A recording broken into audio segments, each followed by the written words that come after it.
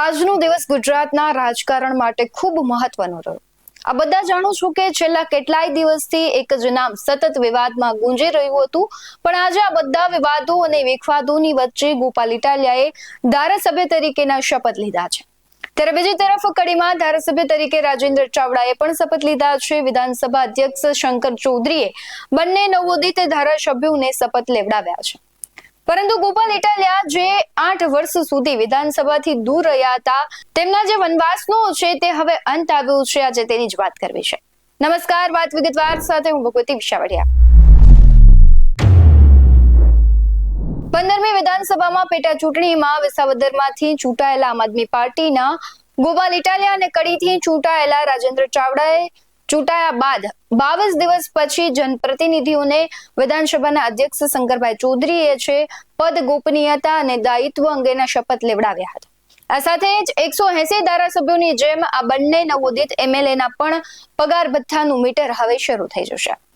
શપથવિધિ બાદ અને પહેલા સૌથી મહત્વનું શ્રેય ગોપાલ ઇટાલિયાએ જનતાને આપ્યું અને આગામી રણનીતિ પણ તેમણે ક્લિયર કરી। તેણે કરેલા વાયદાઓ મુજબ તેણે પરિણામના બીજા જ દિવસે કામ શરૂ કરી દીધું હતું અને આગામી સમયમાં તે હવે કેશુ બાપાના રસ્તે ચાલશે તેવો પણ તેણે સ્પષ્ટપણે જાહેરમાં ઇશારો આપ્યો છે। વિસાવદર અને ભેસાણની જનતા માટે મસીહા તરીકે જાણીતા કેશુ બાપાના યોગદાનને ગુજરાત જાણે છે। એ જ કેશુ બાપાના દીકરાએ જ્યારે વિસાવદરથી લડવાનું નક્કી કર્યું ત્યારે જનતાએ તેમનો સ્વીકાર નહોતો કર્યો, એટલે સૌ કોઈ વિસાવદરની જનતાનો મિજાજ જાણે છે। નામ પણ વિસાવદરની જનતા વિશે એવું કહેવાય છે કે તે ખૂબ ઇન્ટેલિજન્ટ છે। શું કામ ગોપાલ ઇટાલિયાને પસંદ કર્યા, ગોપાલ શું કામ કેશુ બાપાને સાથે રાખીને ચાલે છે, તે પણ સૌ કોઈ જાણે છે। સૌથી પહેલા આજે ગોપાલ ઇટાલિયાની શપથ બાદ પ્રતિક્રિયા તેમની સામે આવી છે, તેના પર નજર કરીએ। જિજ્ઞાસાથી અને ઉત્સુકતાથી જોઈ રહ્યા છે, જાણે કે ગુજરાતમાં બહુ મોટી ક્રાંતિ થઈ હોય, પરિવર્તન આવ્યું હોય, એટલા હરખ અને એટલી ઉર્જા સાથે ગુજરાતભરના લોકો આજના કાર્યક્રમને જોઈ રહ્યા છે। એટલા માટે આજનો દિવસ અત્યંત ઐતિહાસિક દિવસ છે। આ ઐતિહાસિક દિવસ નિમિત્તે હું સૌપ્રથમ ભારતના બંધારણના મહાન રચયિતા ડૉક્ટર બાબા સાહેબ આંબેડકરને યાદ કરું છું કે એક તરફ વિશાળ સત્તા મને અને વિસાવદરના ખેડૂતોને હરાવવા માટે કામે લાગી હતી, પરંતુ સંવિધાનની તાકાત, સંવિધાને આપેલા મત આપવાના અધિકારની તાકાતથી મારા જેવો સાધારણ પરિવારમાંથી આવતો ગામડાનો એક જુવાનીઓ કે ખેડૂત પુત્ર આજે ચૂંટણી જીત્યો છે, એ તાકાત સંવિધાનની છે, બાબા સાહેબ આંબેડકરે આપેલા બંધારણ અને લોકતંત્રની તાકાત છે। હું વિસાવદર, ભેસાણ અને જૂનાગઢ ગ્રામ્ય મત વિસ્તારના ધારાસભ્ય તરીકે આજે શપથ લીધા છે, ત્યારે ગુજરાતના પનોતા પુત્ર, ધરતીપુત્ર, ખેડૂત પુત્ર, ખેડૂતોના મસીહા સ્વર્ગસ્થ કેશુબાપા પટેલને આજે હું યાદ કરું છું।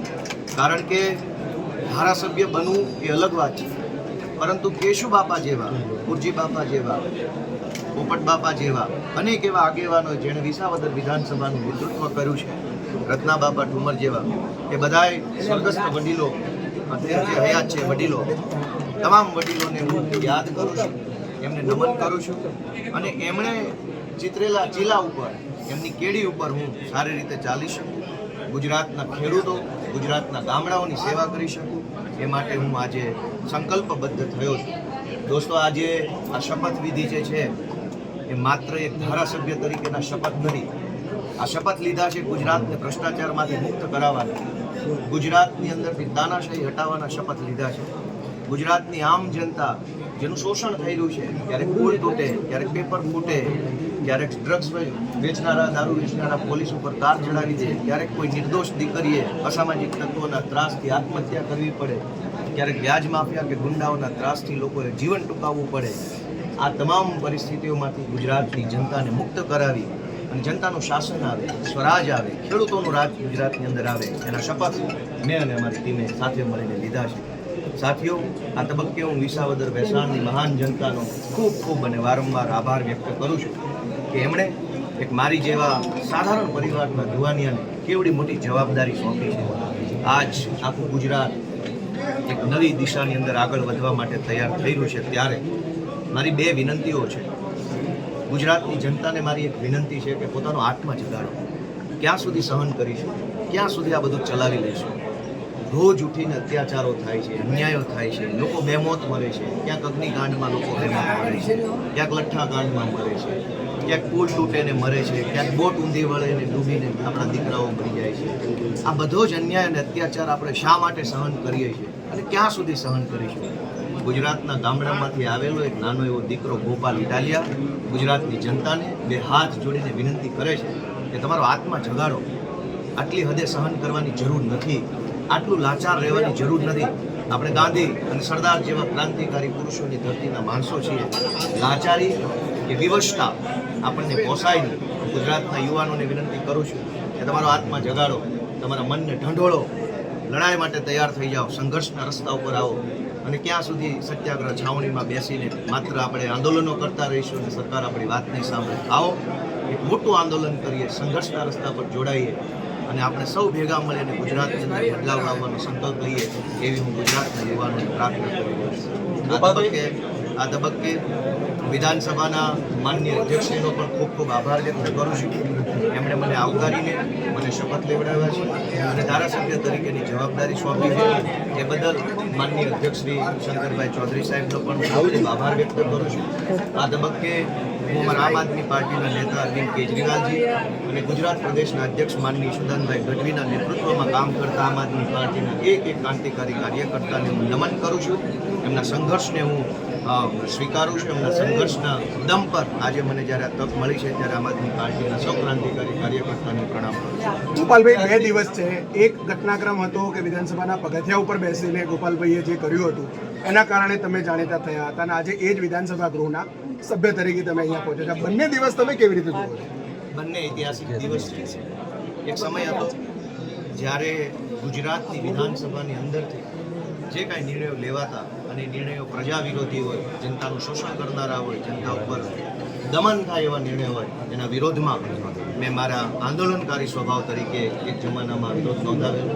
આજે મને જનતાએ વિધાનસભાની અંદર બેસીને નિયમ અને નીતિ પ્રમાણે વિરોધ નોંધાવવાની જવાબદારી સોંપી છે.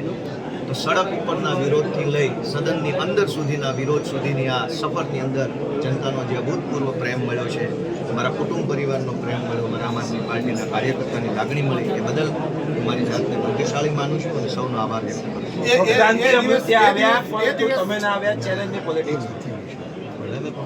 રોજ અનેક પુલ તૂટી જાય છે, છતાંય તે કોઈને સજા થતી નથી, કોઈ કાર્યવાહી થતી નથી. રાજીનામું તો આખી સરકારે આપવું જોઈએ. રોજ દારૂ વેચાય છે, અનેક લોકો લઠ્ઠાકાંડમાં મૃત્યુ પામે છે, છતાં કોઈ કાર્યવાહી તો થતી નથી. રાજીનામું આખી સરકારે આપી દેવું જોઈએ. ઢગલા પર પેપરો ફૂટે છે, કડક કાર્યવાહીના નામે વાર્તાઓ થાય છે, કોઈ કાર્યવાહી થતી નથી. રાજીનામું આખી સરકારે આપી દેવું જોઈએ. ડ્રગ્સ માફિયાઓ એટલા બધા બેફામ બન્યા છે કે મોટા શહેરોના યુવાનોને ભરડામાં લીધા છે, છતાંય કોઈ કાર્યવાહી, ઠોસ નક્કર કાર્યવાહી થતી નથી. આખી સરકારે રાજીનામું આપવું જોઈએ. ગોપાલ ઇટાલિયાના રાજીનામું આપવાથી પુલ તૂટતા બંધ નહીં થાય. ગોપાલ ઇટાલિયાનું રાજીનામું આપવાથી ડ્રગ્સ વેચાતું બંધ નહીં થાય. ગોપાલ ઇટાલિયા રાજીનામું આપશે તો પેપર ફૂટતા બંધ નહીં થાય. આખી સરકાર રાજીનામું આપશે ત્યારે જ ગુજરાતની જનતાને સોનાનો સૂરજ ઉગશે, ત્યારે જ પેપર ફૂટતા બંધ થશે, બ્રિજ તૂટતા બંધ થશે, નિર્દોષ દીકરીઓને રંજાડતા ગુંડાઓ ત્યારે જ કાબૂમાં આવશે, જ્યારે આખી સરકાર રાજીનામું આપશે. તો હું તો વિનંતી કરું છું કે ગુજરાતને સુખી કરવું હોય, ગુજરાતની જનતાને ગુલામીમાંથી મુક્ત કરાવી હોય તો આખી સરકાર રાજીનામું આપે. ગોપાલના રાજીનામાથી શું ફરક પડવાનો? રાજકારણમાં પગલું મૂકતાની સાથે માણસને સત્તાનો નશો ચડી જાય છે. સત્તામાં આવતાની સાથે માણસનો મિજાજ બદલાઈ જાય છે. જાણે તેના પર લોભ, લાલચ અને અહંકારનું કહેવાય છે તાજ તે હાવી થઈ ગયો હોય તેવું લાગે છે. પ્રજાના સેવક બનવાને બદલે પ્રજા પર હુકમ ચલાવે અને સમગ્ર રાજ છે તેનું જ ચાલતું હોય, તેને કોઈની કહેવાય છે કે એક પણ પ્રકારની કહેવાય સત્તા છે અને એક પણ પ્રકારની કોઈની નીતિ નિયમો તેને લાગુ ન પડતા હોય તેવું તે વર્તન કરતા હોય છે. પણ સત્તા ક્ષણ ભંગુર છે, પાણીના પરપોટા જેવી છે, આજે છે કાલે નથી એવી સત્તાની ગતિ છે. પરંતુ જ્યારે વાસ્તવિકતાનો સ્વીકાર કર્યા વિના જ્યારે જે નેતાઓ છે અમુક છે તે આવું વર્તન કરતા હોય છે, ત્યારે તેની પાસેથી સત્તાની કેવી રીતના છીનવી લેવી છે અને સત્તામાં તેને કેવી રીતના બેસાડવા કે ટકાવી રાખવા એ દરેક પાર્ટીના જે અમુક પ્રકારના નિયમો હોય અને દરેક પાર્ટી છે તે નક્કી કરતી હોય છે. સમજદાર નેતા હોય છે તે પોતાની સત્તા સાથે ટકી રહેતા હોય છે, પરંતુ સત્તાનો અહંકાર અને જેને નશો ચડી જાય તે બધું જ ગુમાવી બેસે છે. જ્યારે જ્યારે માણસ ન્યાય નીતિ અને ધર્મનો ભંગ કરે છે ત્યારે તેનું પતન નક્કી હોય છે, પણ યાદ રાખજો, સત્તાનો સિકંદરો સમયનું ચક્ર ફરશે તો ક્યાંય નહીં દેખાવ. આવી ઘણી જગ્યાએ આવી ઘટનાઓ પણ બની છે. ખૂબ ચર્ચિત ચહેરાઓ છે તે નજરમાં હવે દેખાતા નથી. ક્યાંય ગુજરાતના ખૂણામાં તેમનું નામ હવે બોલાતું નથી. ગુજરાતના જેવા ઘણા યુવા નેતાઓ હતા જે ખૂબ લડ્યા, પણ આખરે તેમણે સત્તા પક્ષ સાથે જોડાઈને પોતાનો પ્રભાવ ગુમાવ્યો. ભલે તે જે પાર્ટી સાથે જોડાયા હોય ત્યાં તેમને એક પદ હોય, પરંતુ જે પહેલા તેનું પ્રભાવ હતું તે પ્રમાણેનો પ્રભાવ હવે નથી રહ્યો. તેમણે પ્રભાવ તો ગુમાવ્યું છે, પરંતુ સાથોસાથ જનતાનો વિશ્વાસ પણ ગુમાવ્યો છે. જ્યારે જ્યારે કોઈ નેતા પક્ષ પલટો કરે છે ત્યારે તે પોતાનું ભવિષ્ય હાથે કરીને ખાડામાં નાખે છે, અને આ એક વખત નહીં 1000 વખત આવું સાબિત થઈ ચૂક્યું છે. વિસાવદર હોય કે કોઈ બીજી બેઠક, જેણે જનતાના આધારે લડી અને સત્તામાં આવ્યા બાદ પક્ષ પલટો કર્યો તે ઘરના નથી કે ઘાટના નથી. અત્યારે વિસાવદરની જનતાને ગોપાલ ઇટાલિયા પાસે ખૂબ આશા છે કે તે સત્તામાં આવ્યા બાદ જનતા માટે સારા કામ કરશે, તે વાયદા પર ખરા ઉતરશે. હવે વિધાનસભામાં પણ ગોપાલ ઇટાલિયાનો જે જનતાનો અવાજ છે, ગોપાલ ઇટાલિયા જનતાનો અવાજ બની અને ત્યાં પ્રશ્નો ઉઠાવશે ત્યારે ખરેખર જનતાને સંતોષ થશે. આમ આદમી પાર્ટીમાં આમ જોઈએ તો ખુશીનો પણ માહોલ છે અને સાથોસાથ ગમનો પણ માહોલ છે. કારણ કે એક છે જે ગોપાલ ઇટાલિયા, તે આજે ધારાસભ્ય તરીકે તેમણે શપથ લીધા, અને બીજી બાજુ ચૈતર વસાવા હજુ જેલમાં છે. આમ આદમી પાર્ટી માટે આ કપરો સમય છે. ચૈતર વસાવા મનરેગા જેવા કૌભાંડ બહાર લાવી રહ્યા છે એટલે તેમની ધરપકડ થઈ હોય તેવા આક્ષેપો થઈ રહ્યા છે. જેમણે ખોટી ફરિયાદ કરી છે તેમની સામે પગલાં લેવામાં આવે તેવી ઠેર ઠેર માંગ પણ ઉઠી રહી છે. ત્યારે સિસ્ટમમાં જે ભ્રષ્ટાચાર ચાલી રહ્યો છે તેને અટકાવવો જરૂરી છે તેવું આમ આદમી પાર્ટીના નેતાઓ કહી રહ્યા છે, અને ખાસ કરીને ભાજપ અને પોલીસ પર રોષ ઠાલવી રહ્યા છે અને આક્ષેપો કરી રહ્યા છે. ત્યારે આજે રાજપીપળા ખાતે ચૈતર વસાવાના સમર્થનમાં આદિવાસી સમાજના લોકોએ રેલી યોજી હતી.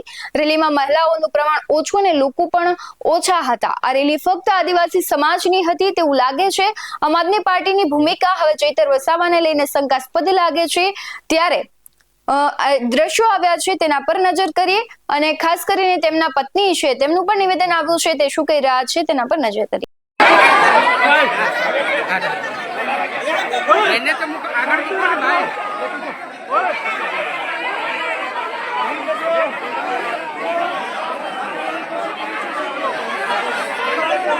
બેજા પેલો.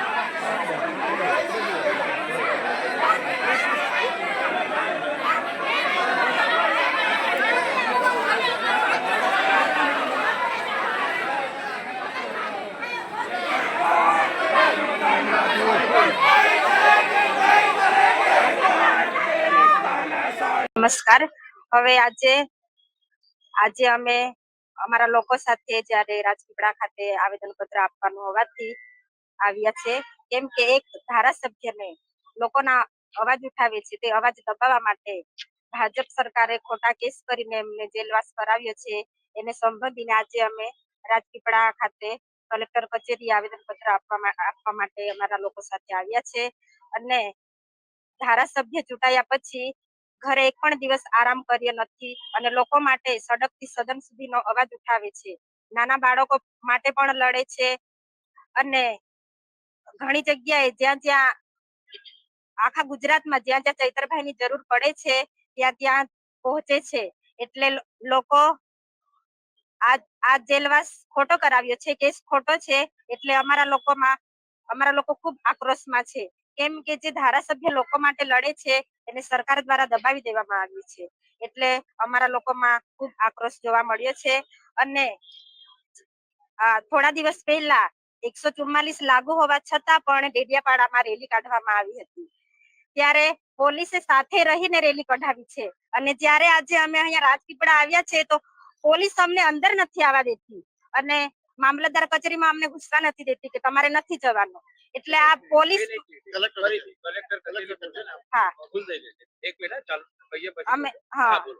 કલેક્ટર કચેરી આવ્યા તો અમને ગેટ બંધ કરી દેવામાં આવ્યો છે. અમને કીધું કે નથી જવાનું અંદર. એટલે પોલીસ પણ એક તરફી કામ કરે છે. એટલે પોલીસને પણ અમે કહીએ છીએ કે તમે સાચા માણસ સાથે ઉભા રહો, કેમ કે તમે, અને ઘણી જગ્યાએ પણ અમને રોકે છે પોલીસ. એટલે પોલીસને પણ અમે કહીએ છીએ કે પોલીસ ભાજપની છે, એટલે પોલીસ ભાજપનું જ કામ કરે છે. એટલે અને ચૈતરભાઈ સાચા છે, કેમ કે સંજયભાઈ સમાધાન પર આવ્યા છે, પણ ચૈતરભાઈ જેલ વેઠી છે અને સમાધાન નથી કરવાના કેમ કે જેલ વેઠી છે અને આ કેસમાં સંજયભાઈ પોતે આરોપી છે અને ચૈતરભાઈ સાચા છે છતાં પણ એમને ગુનેગાર છે એવું જણાવવા માટે માફી મંગાવડાવે છે. પણ અમે સખતમાં સખત વિરોધ કરીએ છીએ. અમે સમાધાન કરવાના નથી અને અમને ન્યાય પર ભરોસો છે કે અમારો કેસ હવે હાઈકોર્ટમાં ગયો છે એટલે અમને ન્યાય મળશે. વસાવા સમાજના જે પ્રમુખ છે ગરાસિયા સાહેબ સંજય વસાવે ચૈત્ર વસાવા માફી માંગે તમે સમાધાન કરવા તૈયાર છો? ચૈત્ર વસાવા સાહેબનું શું સ્ટેન્ડ હતું? હવે કેમ કે એ લોકો પાસે કઈ પુરાવા જ નથી કે ધારાસભ્ય આવું બિહેવિયર કર્યું છે તો એ લોકો સીસીટીવી ફૂટેજ પણ જાહેર કરે અને કેમ કે આ લોકોને ખબર છે કે એ લોકો પોતે ખોટા છે એટલે ધારાસભ્યને નીચે પાડવા માટે એ લોકો માફી માંગવાનું એક કાવતરું રચ્યું છે. ચૈત્ર વસાવા માફી માંગશે કે કેમ? ના, ચૈતરભાઈ માફી ક્યારેય નહીં માંગે કેમ કે ચૈતરભાઈ સાચા છે. લોકો પણ જોઈ છે, અમારી જનતા જોઈ છે કે અમારા ધારાસભ્ય સાચી લડત લડે છે. બેન, કલેક્ટર સાહેબને આપ મળ્યા, શું કીધું કલેક્ટર સાહેબે? શું આશ્વાસન આપ્યું છે? શું કહ્યું છે? તમે શું રજૂઆત કરી? કલેક્ટર સાહેબને અમે મળ્યા, અમે આવેદન પત્ર આપ્યું, અમારી ઘણી રજૂઆતો સાંભળી, ઘણી રજૂઆતો નથી સાંભળી એટલે અમે કલેક્ટર સાહેબને પણ કહીએ છીએ કે જલ્દીથી અમને ન્યાય મળવો જોઈએ. આવતા દિવસોમાં પછી અમારા લોકો જેલ ભરો આંદોલન કરવા પણ તૈયાર છે. આમ આદમી પાર્ટીનું ગુજરાતમાં ટકી રહેવું ખૂબ જરૂર છે કારણ કે કોંગ્રેસ તો હવે ઓપ્શન તરીકે બની રહી છે. જે આમ આદમી પાર્ટી છે હવે સીધી તેની ટક્કર છે ભારતીય જનતા પાર્ટી સાથે છે. કોંગ્રેસ ખૂબ જૂની પાર્ટી છે પણ હાલ તે મૃતપાય અવસ્થામાં હોય તેવું લાગી રહ્યું છે અને કોંગ્રેસનો ઓપ્શન છે આમ આદમી પાર્ટી બની રહી છે. આ મુદ્દે તમારું શું કહેવું છે કમેન્ટ બોક્સમાં જરૂરથી જણાવજો. આવા જ બધો અહેવાલો સાથે ફરી મળતા રહીશું. તમે અમારી યુટ્યુબ ચેનલને સબસ્ક્રાઇબ કરવાનું, અમને ફેસબુક અને ઇન્સ્ટાગ્રામ પર ફોલો કરવાનું ભૂલશો નહીં. બાકી અવનવી અપડેટ્સ મેળવવા માટે જોતા રહો BS9 TV ન્યૂઝ. નમસ્કાર.